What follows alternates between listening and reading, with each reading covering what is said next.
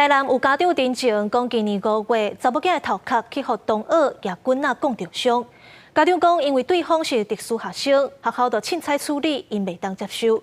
对此，教育局已经介入调查，要求学校甲2个学生换无共班，加强辅导，确保学生的权益。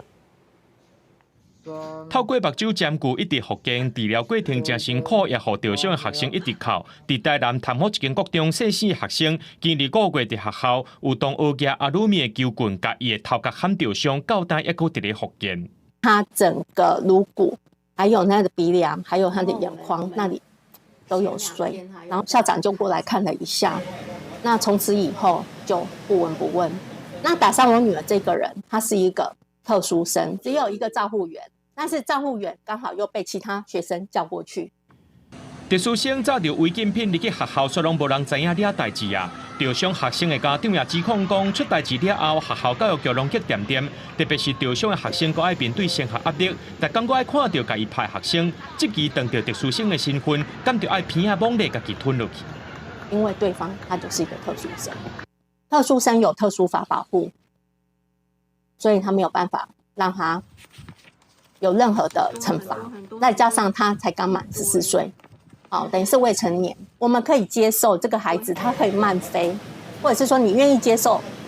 学校的教导或是老师的教导，正确的教导。但是如果说这个孩子他一直没有办法去接受这一些辅导的话，那你还要把他放在一般班级。 台南市教育局强调，这是一件意外，不过也有随成立调查小组去学校协助厘清责任，而且有要求学校根据教育目的，对行为人进行专班的辅导。目前已经完成避免接触的专班措施。我们再次重申，学校应该落实本市的校安管理的相关规范，避免因为人为疏失造成意外事件。 也应该落实第一时间的通报，后续也应该依照事件处理的进度加以续报，让本局及时掌握相关的讯息。台南市教育局也补充，尾手会继续关注2位学生的身心状况，也个学习适应情形，而且办理普通班教师相关行政人员对班级的经营，也个普通生甲特殊生若准发生冲突的解决能力，让每一位学生拢会当受到照顾。记者综合报道。